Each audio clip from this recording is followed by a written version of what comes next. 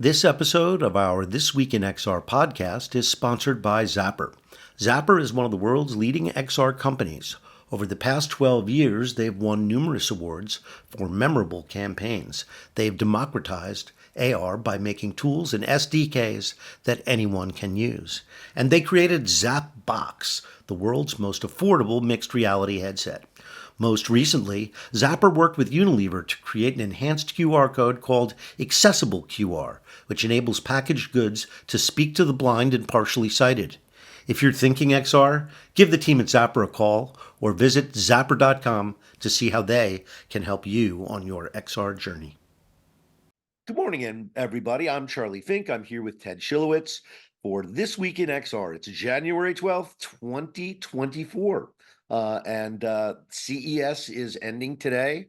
We are now in our recovery mode, right? Our post CES therapeutic recovery, where Charlie and I talk about what we just saw over the last couple of days. Exactly. So last year I was home on Friday and Ted was still in Vegas, and we flipped the script this year. So you can see I'm in a hotel room. You're still in your hotel room. I'm on the East Coast now. So what did we think of CES, Ted?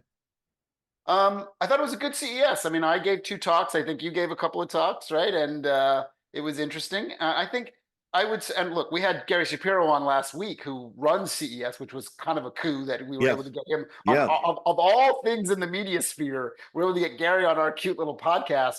And he talked, for those that haven't listened to it, go back and listen to it. He talked about some of the most uniquely interesting things about the legalities and the lobbying and his philosophy around technology and where it was going. It was a fascinating interview. Yeah, I did not expect us to have such a deep conversation about AI with Gary. I thought we were talking about Las Vegas and the show, but he has a background as an attorney and has been thinking about IP rights and duplication and many of the same issues that we're looking at around AI have, we've already been there with video cassettes and audio cassettes. Right.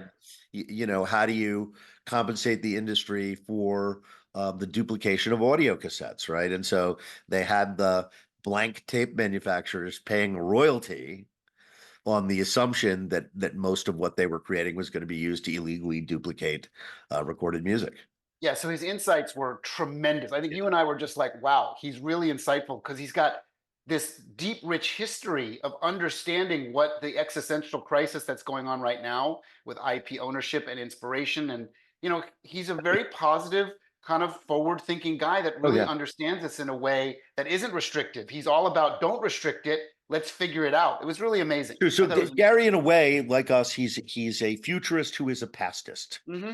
And by the way, we have another futurist on the show with us today. Faith Papworth is our guest, famous author and futurist. And she has been thinking a lot about these topics. I think she's sort of the original futurist. I don't know if people were called, did people call people like Arthur C. Clarke futurists?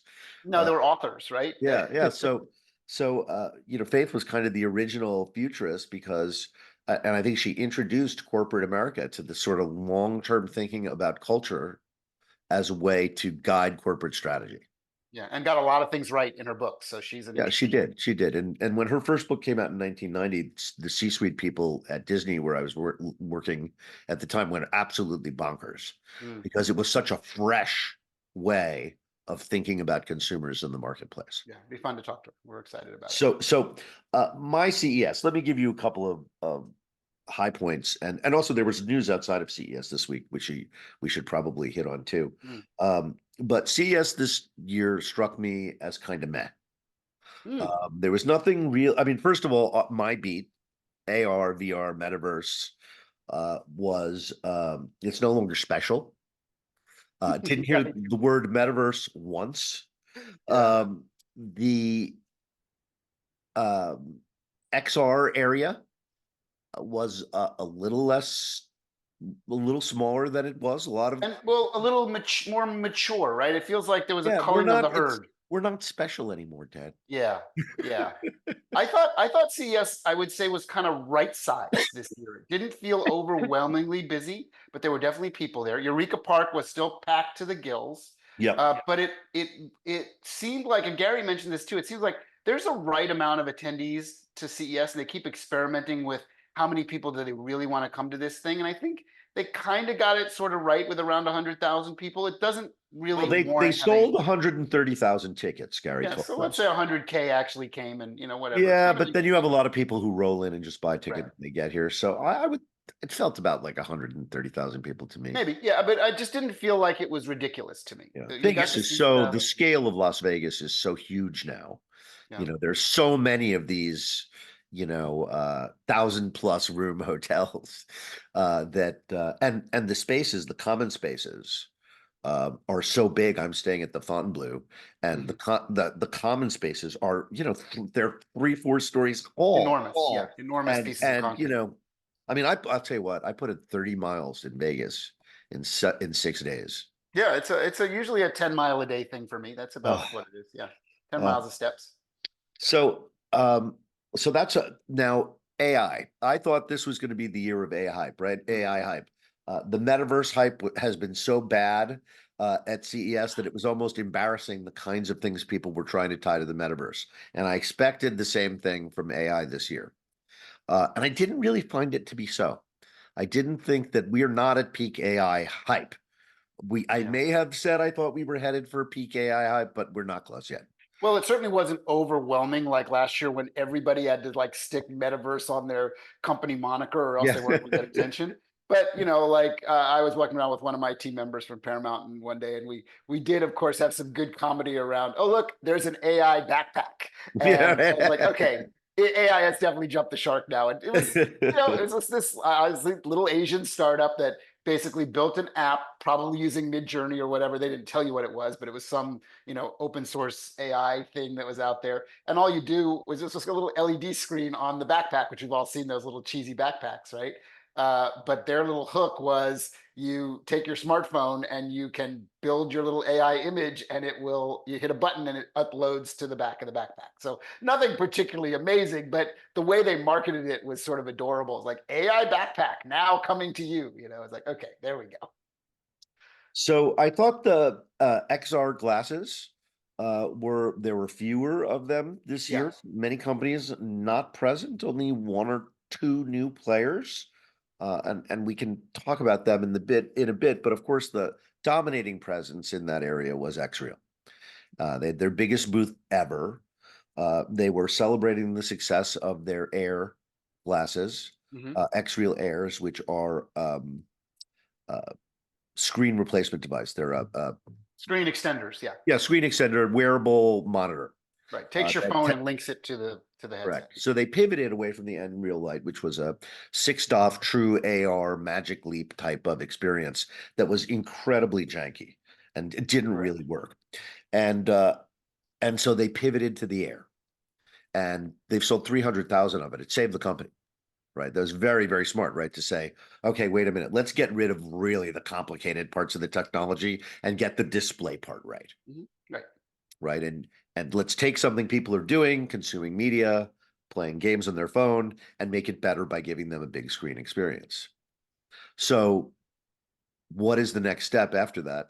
They took all of that spatial computing technology that they had in the Unreal Light that they had to walk away from 3 or 4 years ago, and they brought it back now with this better form factor. Yeah. And it really is called the Nreal Light Ultra. I'm sorry, the Xreal. Ultra. Yeah, the Xreal Light. I'm sorry, the Xreal Ultra. Ultra. Like MK Ultra. Exactly. Xreal Ultra. For But I those that was I, know. I was I was both surprised and delighted at how good it is. Yeah. Well, you make an interesting point about the janky to the non-janky approach toward technology and the evolution of a company with aspirations to be exotic, and then learning a hard lesson that the reason why we call it exotic is because it's a very small market for Yeah. exotic, regardless of what the category is. So companies feel like they want to be everything to everyone, and the smart company. So I got a chance to spend some time with Chi a couple days ago before I flew out of CES, and She we is had a the, really, by the way, founder and CEO yeah, of she's the head of Xreal. the She, you, and a former Magic Leap engineer. correct. So we got a chance to sit down end of the day and kind of do a little VIP walkthrough of everything. But I love your trajectory on, companies that tend to come from that part of the world start off very janky. Like the promise is there, but nothing works. I was often kind of reflecting on like the early days of Android. Like it was super janky. The hardware never actually allowed you to do whatever the promise was, but it's kind of the anti-Apple, right? Apple tries to make it refined enough and not janky when they release a product, which is of course what they're trying to do with Vision Pro. The Android world, which basically this is sort of an Android kind of evolution of, put it up here, kind of says, you know what, it's going to be, I guess Windows was kind of janky too for a long time, and it's sooner or later they figure it out, right? So Chi and Xreal is getting to the figure it out point. I wouldn't say it's perfect yet. It's still a little janky in certain ways, but they found a way to make a business out of it, and they found a way to find categories that make sense for people that want to buy these things at certain price points. So there's a sub $500 one and a sub like $800 one. And the $800 one is more sophisticated and does some really cool stuff, but it's for a much smaller audience. Even that little bit of price delta, is interesting. The anyway, they're the industry leader right now. The real industry leader, Apple, has not yet released its device, but I heard more about it this week Well, they from have a people. release date now, right? They have a So you can release date at pre-order the end of the one. month, or February 2nd, I forget which, Yep, but that's right. soon. Yep. So people are super stoked about that. Yeah. And Apple had a real presence at this show, really, for the first time in years, at least in the part of it where I swim. And I heard so much about the Vision Pro, considering it wasn't here, considering Apple never participates in this show. And I think its significance and importance to the XR industry really cannot be overstated. Well, Apple has learned the art of making more noise by not doing anything that anybody else does, that any other company on the planet. They do their own thing. Amazing. They deliver their messaging in their own way, and everybody talks about it. And just the fact that with tax, depending on where you live in the world, this is a $4,000 product, and nobody seems to be talking about the fact that this is $4,000 that people have to pay for. Everybody that, at least in our circles of influence, is kind of remove that from their head. Like they just know that they got to be in this game. Apple knows how to build aspiration Yeah. and remove price point concern from that in a first gen product. It's kind of, Apple is amazing in many, many ways, beyond just the product itself. The way they deliver that messaging of, if you're a price sensitive moment, this is not for you. Like they understand, exotic sports cars. And like, I was joking that I said, if you think about the profile of who's going to buy these devices, if you own a high-end Tesla, you're definitely buying a Vision Pro. Like it's just the absolute category lock-in, right? Kind of thing. So one thing in the XR area, and then let's move on to some other CES related topics, is health tech and using XR technology to help the blind to see.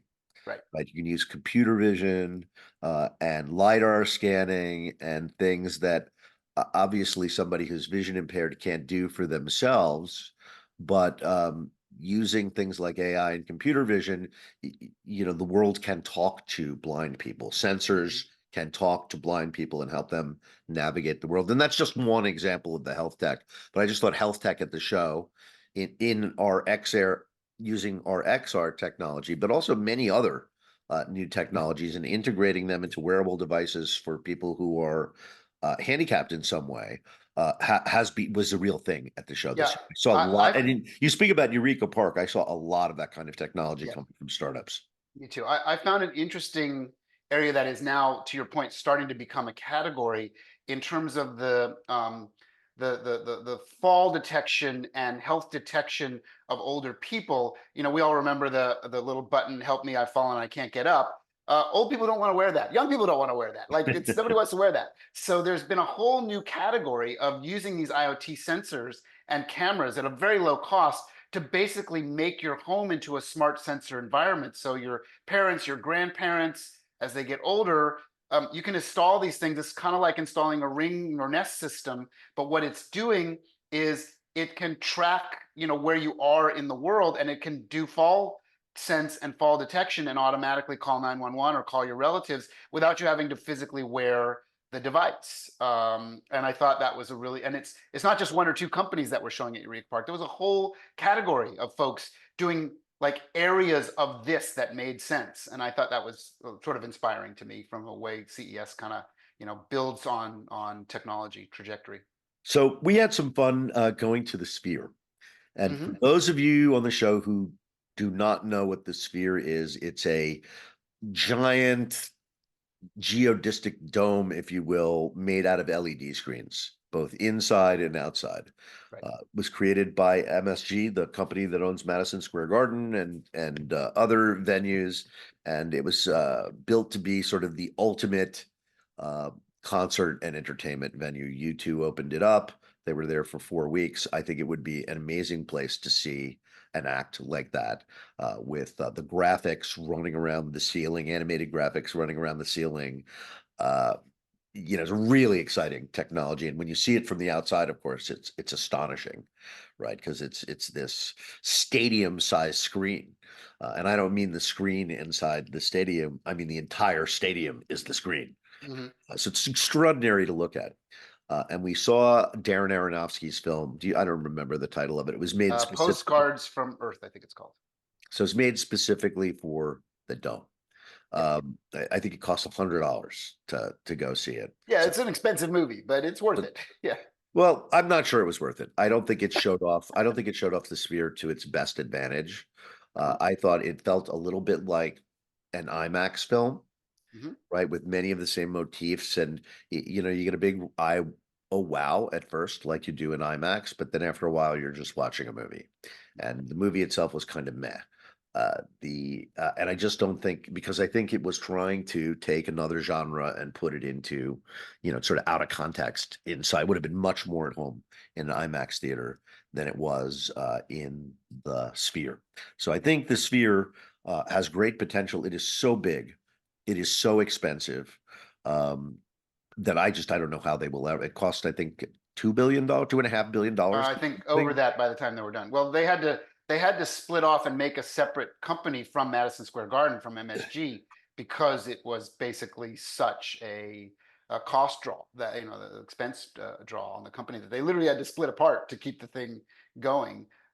It's interesting that you thought it was meh. I don't disagree with you on that, Charlie. I guess I'm giving it sort of a little bit of a trajectory to see what different artists will do with it. I Mhm. thought, to your point, for those that remember Soaring Over California, the ride, or Disney, just Soaring yeah, the Now, Disney thing. there were some visuals that were remarkably beautiful in there. The cameras they're using, crazy high res. They had to build their custom camera. The array is just gigantic.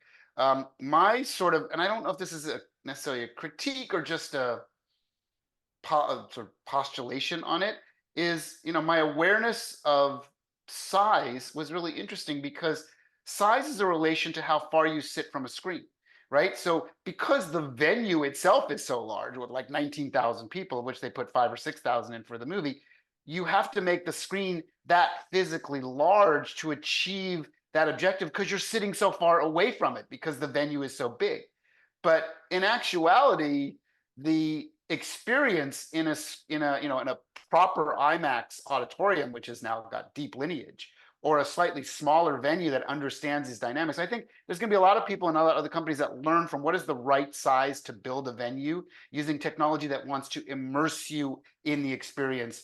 And I don't necessarily think that other than Vegas, maybe they don't need to be this big, and they don't need to push technology this hard because it's very expensive to draw that many pixels on a screen. But just the raw aplomb of like, let's see if we can make the world's largest screen experience it's an impressive feat I to I say the think least. an artist or a filmmaker will do something fantastic with I this do too. canvas. I do I too. I don't can't think. wait to see what other voices Yeah, come I up don't, with. I don't, I don't think this one quite got there because it's too connected to the old method of making a big screen experience like IMAX. I think But that's right. I think I agree with this that. is a new thing, and it needs a new approach and a new kind of art to be in Yeah. it. So let's see where it goes. Right. There's Yeah, a lot of artists out there that would love to work on that canvas. I think that's true. Quite incredible. Going on with more about CES. Um, there were lots of announcements this week, right? Lots of companies choose to um, pull out the stops and show off their new technology. But there's also a lot that goes on in the world of tech during CES that that happen during CES for a reason, because they don't want you to look in their direction. Uh, Hmm. Unity lays off 25% of its workforce this week. Sure. Youch. This has not been a good year for Unity. They At the same time, Google laid off uh,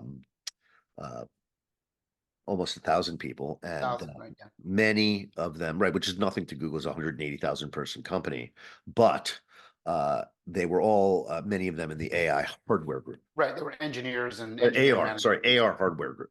Hmm. So, which is interesting because it says this thing that they're doing with Qualcomm and Samsung, I mean, with Qualcomm and Samsung, maybe a lot more Qualcomm and Samsung and a lot less Google than we Yeah. thought. It is a Google Samsung project that uses a Qualcomm chip inside it. That was one of the big hardware announcements is our friends at Qualcomm announced their next gen XR2 Plus chip or whatever they called it that has even more extended capabilities, more processing. The wireless connection starts to become real. And they're driving really, other than Apple and I guess Magic Leap, they're driving the entire XR industry from a chipset standpoint. No one else Yes. Oh, competes. absolutely. Yeah. They totally are making the inside of the So stuff. they're the picks and shovels. They're the ones really Yeah, profiting from XR right now. They're the company store. that is true. They make money whether anybody else Whether does or not. anybody buys the damn thing or not, right? Exactly. But we're seeing those Qualcomm chips, those XR2 chips everywhere, though, not just in Everywhere. XR. Uh, they're putting them in mobile phones now. Interesting company to watch. Yes. So let's see. Other things in the news. Sony introduces an XR headset. Looks a lot like the uh, Quest Pro, Hmm. because it's got a flip-up visor and multiple outward-facing cameras. Sort of everybody is releasing what they think is going to be their version of the Vision Pro. Kind of like a redo of the HoloLens more than Quest Pro, Well, right? it's pass through. It's not see through. Right. But it's like a hybrid of what the HoloLens did and what the Quest 3 does, but using the ergonomics of a flip up screen, right? It looks like Lynx. Yeah, yeah, yeah. Again, another company that was not here this year that was there Right. last Last year. year. Lynx was really the pioneer of pass through. Uh, just unfortunate that such a small company, particularly from Europe, could possibly catch up to what Meta was doing. Yeah. So I did not see the Sony headset.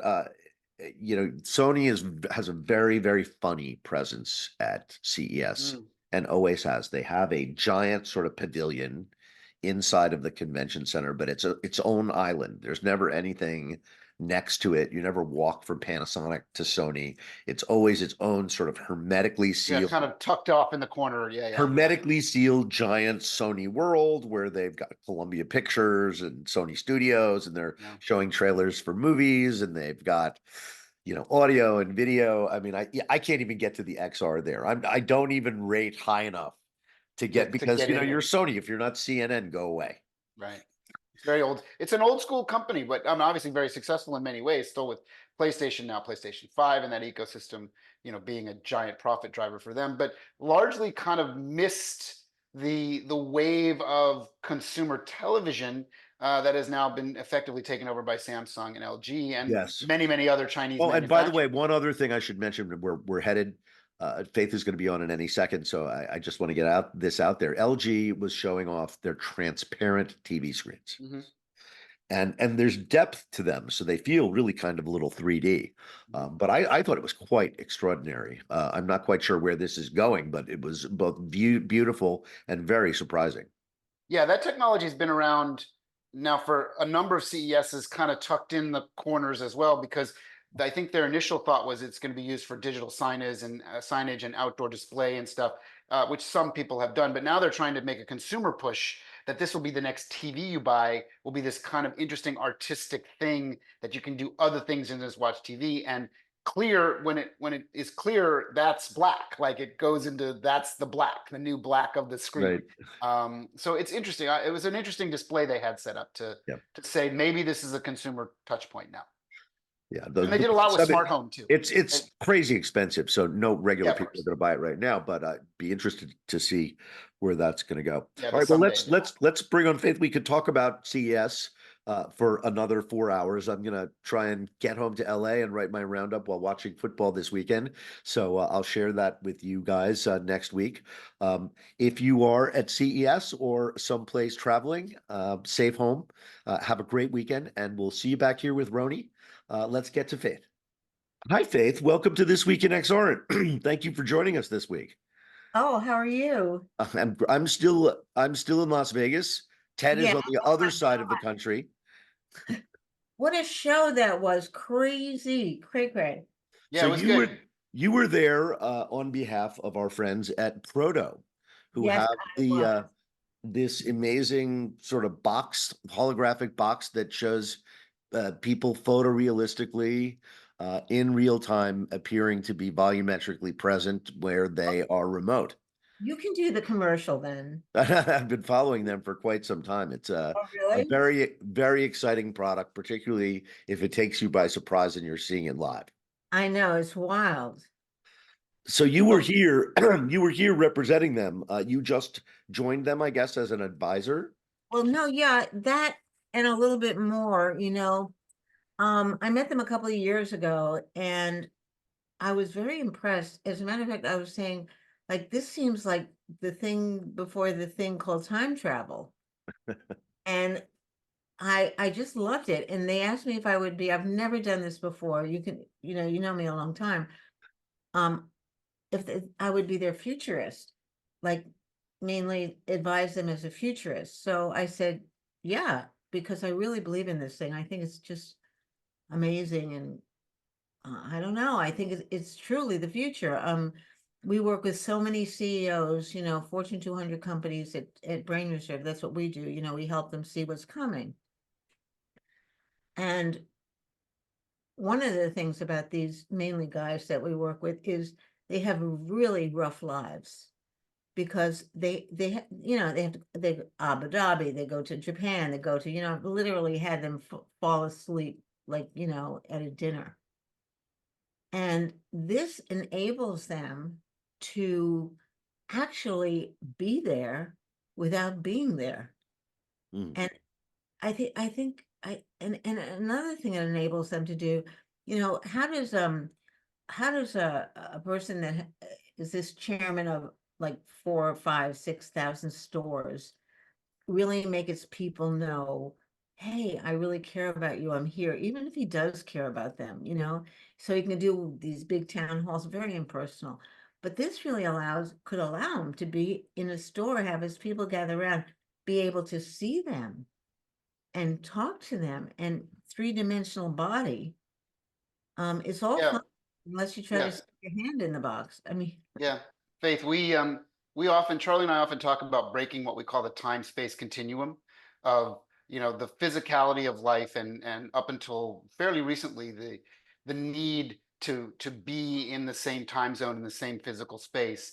And now we've sort of broken through that in many, many layers, from the most pedestrian, like we're on a Zoom client as well. And most people listen to this yeah. podcast, so they're not actually watching our Uh, images, but the three of us are connected, but a fairly pedestrian way, right? It's a traditional screen, it's 2D, but we Flat. can see each other and we can interact and we can get the facial cues to a certain extent and the cadence of a conversation.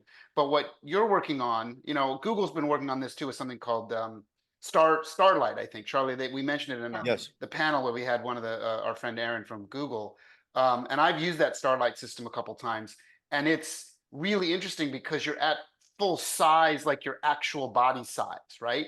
And it's using three-dimensional cameras and kind of a modern Pepper's Ghost sort of illusion to achieve the feeling that there's volume there. And that takes it to a whole new level than just doing a Zoom or a FaceTime, right? So I would imagine, is that sort of what Proto is doing as well? Is that kind of where you're headed with this? Yeah, where I just said I'm a rabbit hole person. We're made out of starlight. It's interesting that they called it that. I wonder if that's what they um yes. You see, I think that eventually they're gonna get rid of the box. You know, Yeah. the thing is, I mean, we're working on all kinds of things like this, but the thing is that somebody could be like right there with you, and then you have to say, is that them or is that them? Or, what's the difference? And I once went to Bill, I'm not name dropping, I swear, but I went to Bill Gates' house once a long time ago, a long, long time ago. And he showed us a replica, or it was on a screen of a Picasso and then a Picasso.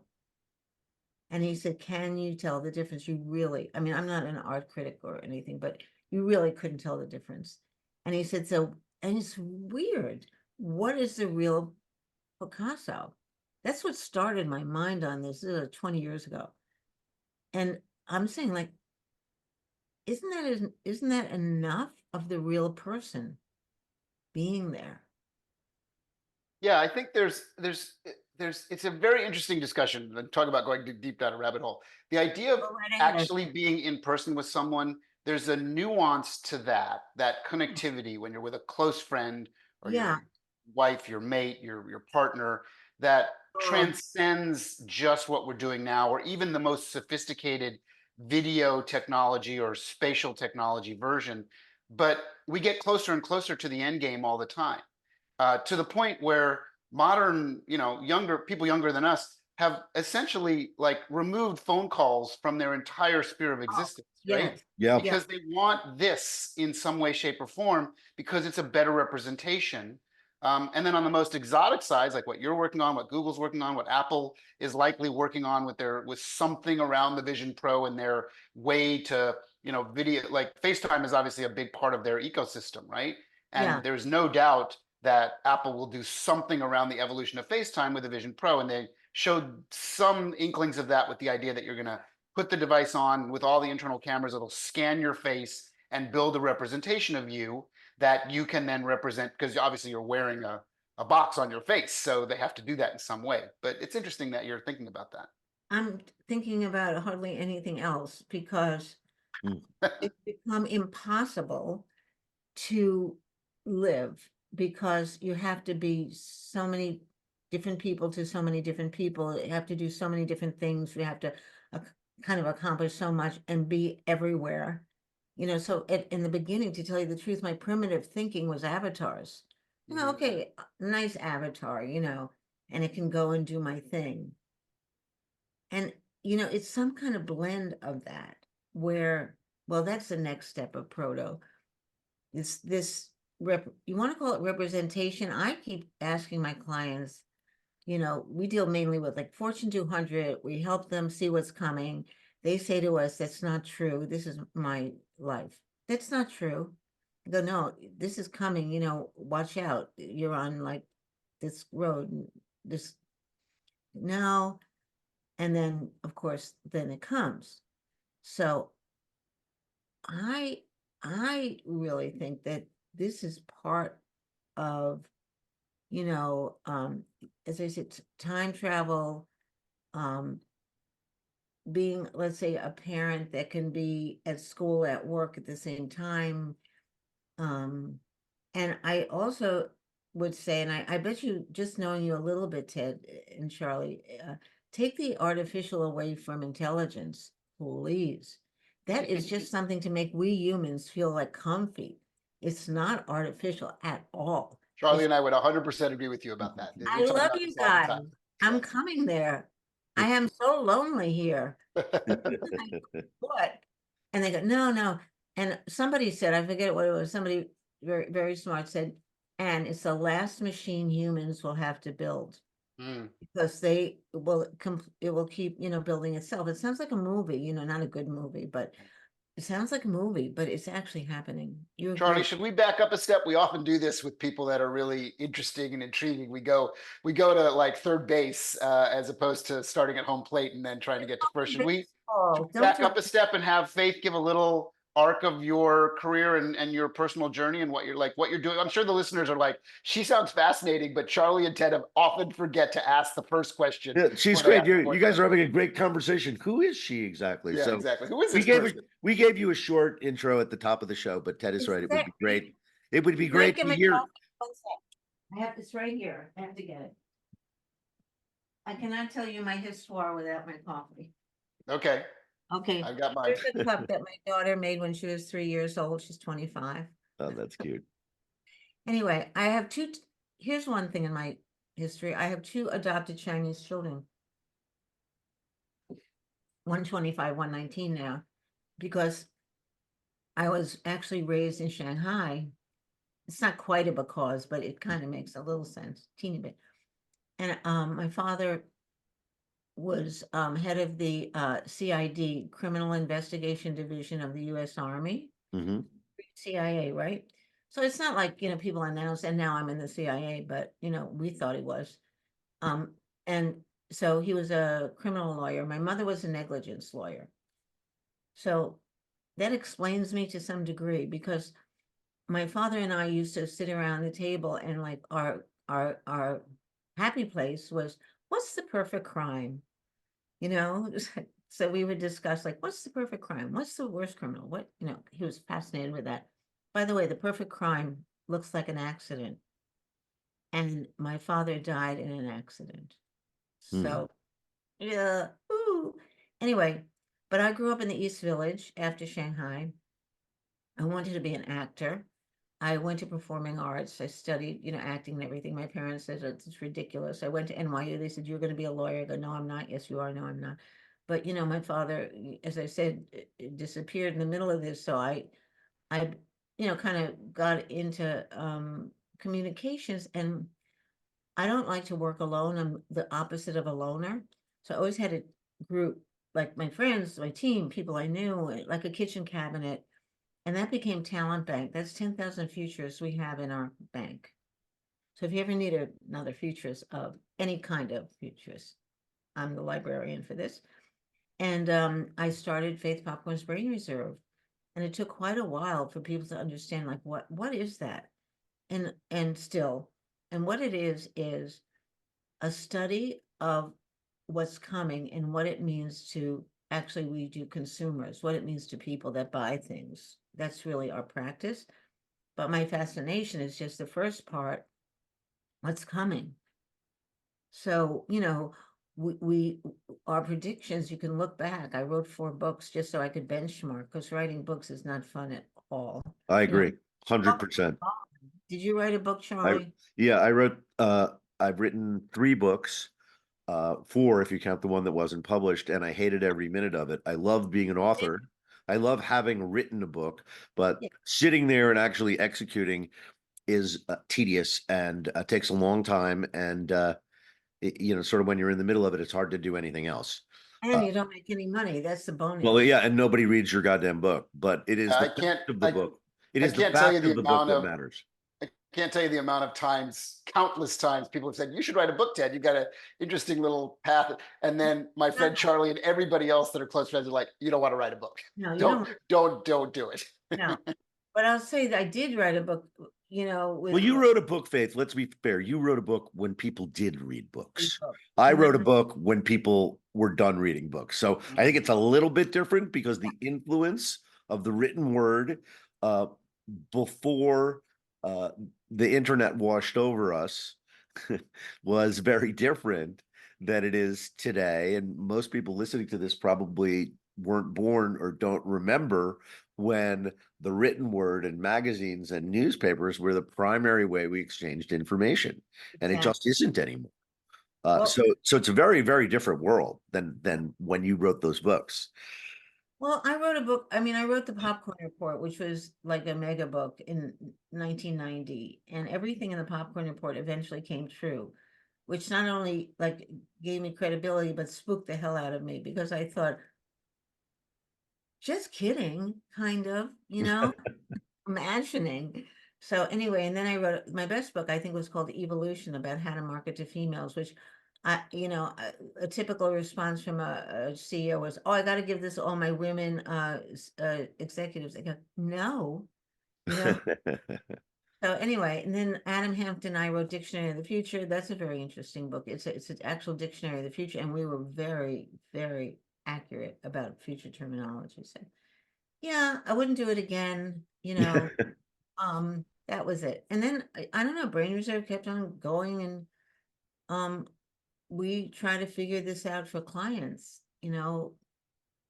for Campbell's soup, we said goodness is coming. That was early.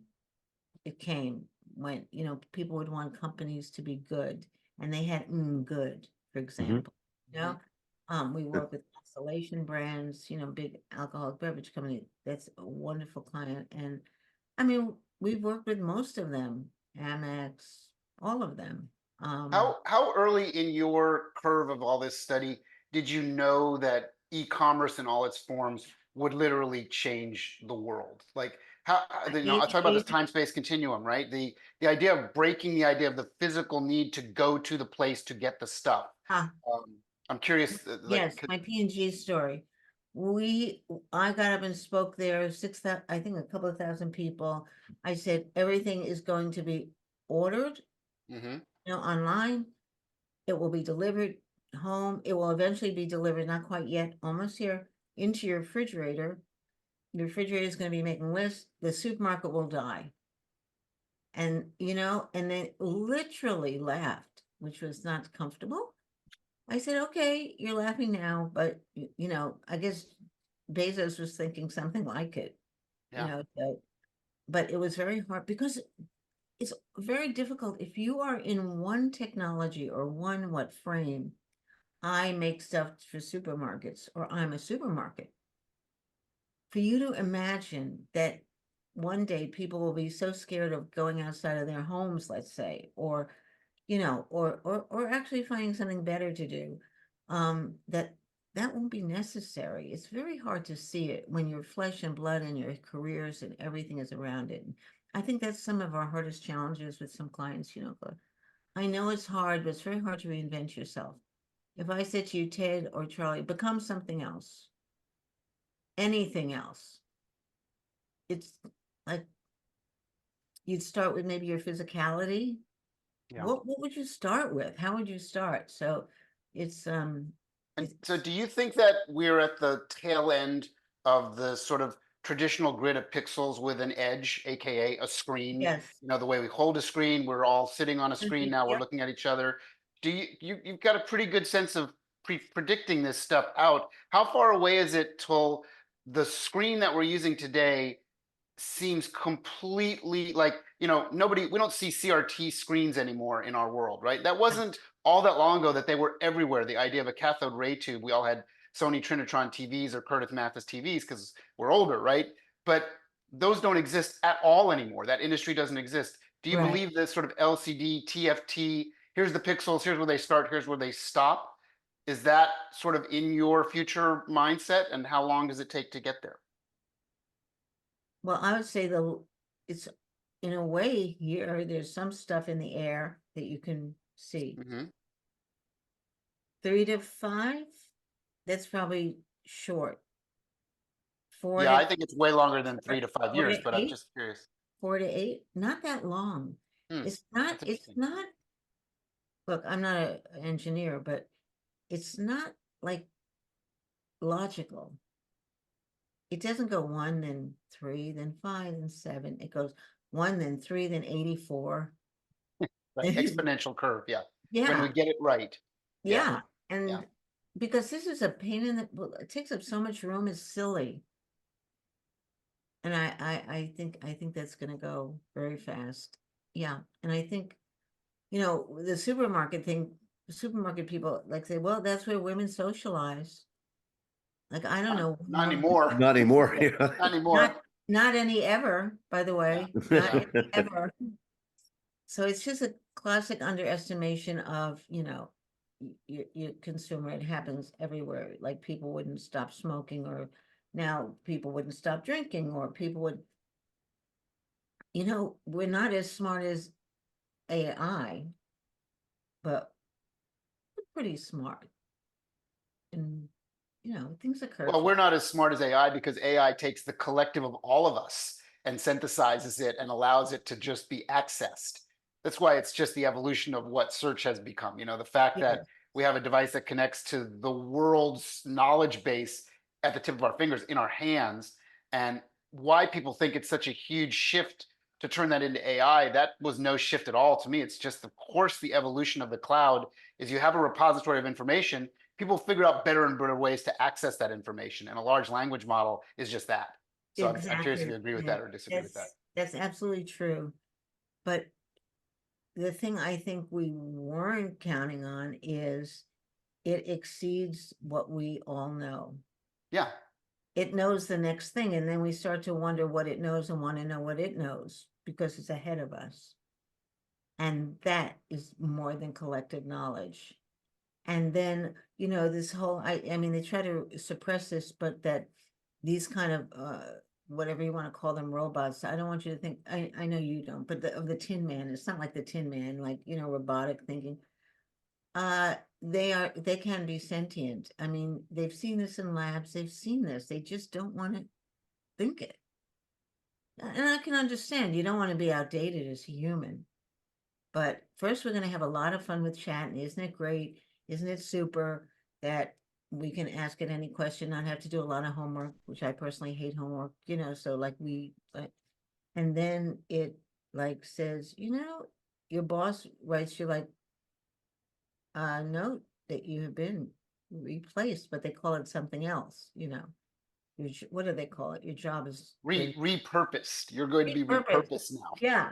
Or like your job is not necessary anymore, so you can't sue us, you know, that kind of thing. Right. Yeah. Yeah. So here we are. And so I always look, because I'm a oppositional type thinker and human, you know. So what's the other side of it? So is it extreme humanity? Is it, you know, the last grasps of sensitivity, which makes us oversensitive? Is that why we're trying to feel something more than we actually feel? So the psychedelics are coming back, you know, or the ketamines or the mushrooms or this kind of thing. We're trying to see something. Besties, I notice, are coming back. Everybody, you know, you want a best friend, you want somebody to talk to. That loneliness epidemic is, you know, sort of the underside of this. So that's what I think. Yeah. Have Well, you ever we've seen, Go the ahead. de-evolution of social media so quickly because of what you're referring to, is that these systems designed for profit for the few and designed to support a sort of a stockholder ethos of everything should be profit motive first, has de-evolved into a place where it becomes nothing, I think, that the ethicists and the believers in how amazing technology can connect people even saw or predicted.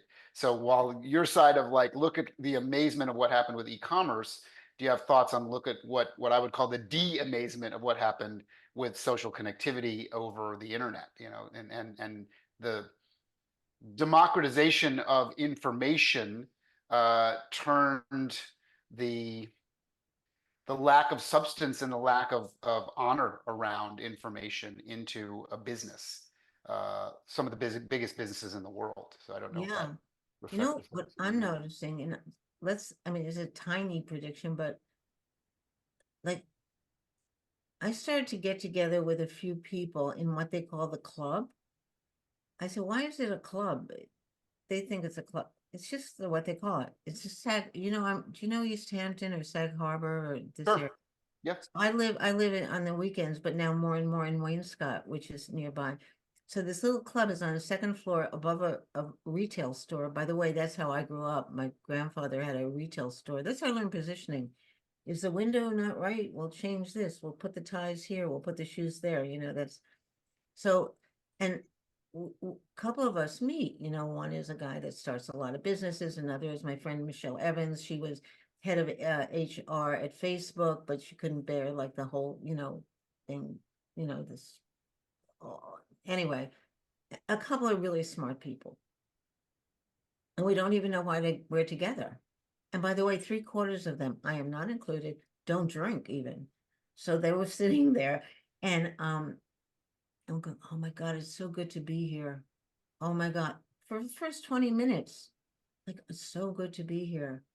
And then we started looking into it that across the nation's clubs are starting to sprout up. and fill up, So I think that there is this last desperation of wanting to be together, like hungry. We were hungry to be together. Your employees don't want to come in. If they come in, they're resentful. They want to be somewhere else. It's really like, so I'm seeing that could be the underside, if that's what you mean. We're not on our phones. We're hugging each other. Yeah, that's kind of what we were talking about before in terms of there's that last bastion of humanity that requires actual interpersonal, concept of sitting around the campfire, sharing a drink or a coffee or a muffin with somebody, like just actually the physical presence, because it's largely been replaced by digital presence in many ways. But Yeah. here we are, the three of us kind of working in that field, right? So how do we fit into that equation when we think all about the side that we're leaving behind? There's always, Charlie and I talk about this all the time. There's always a give to get, right? You're going to have to give up something to get something else, and that's a never-ending sort of philosophy. Do you see what Rachel Maddow, my personal heroine, is doing? She's in that club. It's like it's a town. It's what, city center? Like it's an audience, and she's sitting there with him, and just talking. I think I was trying to write a rap song. Don't ask me about my musical side, my career. I actually have written an album about the future. Well, you just opened that door, so that's Charlie's going to go right down it. I know. Why did I say that? Okay. No, you make people so comfortable, you little rats, that they say everything. So anyway, no, I do have an album about the future, but I haven't dropped it because I just don't know what to do with it. Like I have one song called Slow Boat to Mars about Elon Musk and things like that, so but anyway, I was trying to write a rap song about Rachel, because I think she should run for something, or I think she should not be in this dimension. She's too big. Too big. So interesting that you dropped that little nugget, because I believe the smartest media professionals in the world should run for public office. I thought, Charlie, I have to imagine you agree with me. I thought many years ago, why doesn't Jon Stewart, if he's going to retire from The Daily Show, run for president? And in fact, I got a chance to ask him that at a conference once, and he was like, what did you say? Why would I ever do that? Well, he doesn't want to get shot or whatever, but yeah. But but Rachel Maddow would be an amazing leader, I think, because she's well thought and understands things, Yeah. I'm reading prequel now, giving me the chills. But anyway, yeah. So I think she's quite amazing, and I'm sure she does not want to run for anything. She does not even want to do her show. Probably not. I think they see public office, public service as a limiting factor. I think the system is so broken that they don't believe they can fix it. They can just comment on it. Yeah, and I think they're worried about their survival. I mean, they're crazy. You're putting yourself out there, a lot of crazies. Get yourself killed, but I think she'd be great. I think Michelle Obama would have been great. And think about a country where Rachel Maddow and Michelle Obama was running it. No wars. I mean, I don't think so. I know. No, I don't think so. I think women are worried about their sons and daughters too much. They can't. My book Evolution talked a lot about this, and nobody liked it, but we're wired so differently. So some things we can't. And I don't think we can make kids die. Can't. So Faith, we've got 3 minutes left. I promised you that I would get you out of here in half an hour I so could that you stay could all go back. weekend. You could go back to your real job. No, this is so much fun. So you were here in Las Vegas at CES. Actually, I'm still here. I was. And what was your overall impression of the show this year? That was my Did you just come in and do your Proto thing and then leave, or No, did you have a chance? No, it was. I like the show because a lot of people that are real entrepreneurs were there trying to sell their stuff. It was like a street fair on another level. I look at it as street fair, like, whoa, this guy's he was on my panel. I did a panel too. A mirror that coached you. which I think is really right on. He had a carpet that told you if you're off balance in the bathroom, you know, he told you like, go to get this check, go get that check, you know, and so people that don't have a lot of, maybe not a lot of money, were there going like, you know, here I am. So I liked it from that perspective. It's Las Vegas is very bad for the senses if you're sensitive. This like, you know, the lights, Mhm. the non-music, the vibe is like. I said, Dylan? where's Frank Sinatra? That's somebody I want to see. Where is he? By the way, you can still see, you know, if you want to go back old school, Yeah. and I hope he's still performing, you can still see Wayne Newton in a tiny little club. It's either at the Flamingo or the Tropicana, and it is one of the most remarkable things to see Really? him tell his life story in a teeny little theater with maybe 80 people in it. I And he's been performing for longer than anybody it did in Vegas. And if you ever get a chance to do it, Charlie, Faith, trust me, it is. I would do it. I was brought there with some very special friends in a very special way, going, really, Wayne Newton still alive, still performing? Yeah, you need to go see this. And some No, like that's gorgeous. famous comedian, famous magician that I spent time with were like, you have to go. Yeah. And it was one of the most special evenings that I'll cherish for the rest of my life. Well, So that's the there is beauty. still That's a Vegas underneath all of that glitz and technology that's overwhelming. the technology. Yes. That's remarkable. And You Wayne have to Newton see- is there. I'm going to go see it, but you have to see all the bad technology. There's a lot of overwhelming the amount of LED dots now that have taken over neon signs and incandescent bulbs. Maybe Yeah. there's something still, you know, it's actually I have a very funny photo I could send to you. Okay. A few weeks ago I was at the AWS conference, and it happened the last night. They had a big party at this fairgrounds across from the Sahara. 60,000 people of my best friends, right? All from Amazon. And there was a really interesting moment where the sign of the circus and the sphere, because it's off in the distance, were like lined up. So I have like this crazy new technology of this giant bubble of LED and this beautiful old technology of circus signage back in the day right next to each other. And it makes this unbelievable dichotomy of there's something obviously technologically amazing about the sphere and what it does. Charlie and I actually went to it in Vegas, this, you know, both the inside and the outside. But there's Yeah. also something extraordinarily charming about old incandescent bulbs from far, far away that they're still keeping alive. And the fact that Yeah. they were right next to each other, it was kind of like, here's the old and the new, and they both mean something, and they're both important in their own way. That's It was a kind of beautiful. really interesting little philosophical moment for me. You know, back to your club, I do, you know, some speaking. My favorite thing is like real people in a real audience, a real group that can come up after and, you know, like, you know, say, you know, I'm so glad to meet you. Can I have your phone number? Give my phone number out like indiscriminately. I mean, you know, and my email. And I just feel like I love them and they are taking the future forward in a very good way. They're warm.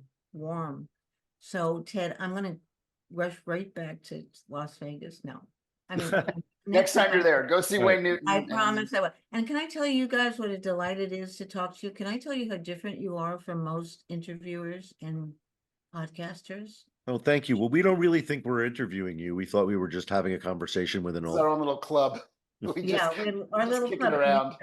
If you're ever around, you're very much invited over. So All right. Well, I'm in New York all the time, so I guess I'll see you Okay. soon, Faith. please, Charlie. The funny thing is that I really mean it. So Okay. I I'm do there at the end too. of February, so we'll It come would- out to the Hamptons. It It's not that far from absolutely here. would be a pleasure. come. All right. Well, thank you for your time today, Faith. Thank Your insight and your charm are Aw, in thank you. abundance and evidence on our show today. Aw. Love talking to you. Have a great weekend and have a great weekend, everybody. And thanks for listening to our show. You guys, really. See you. Bye.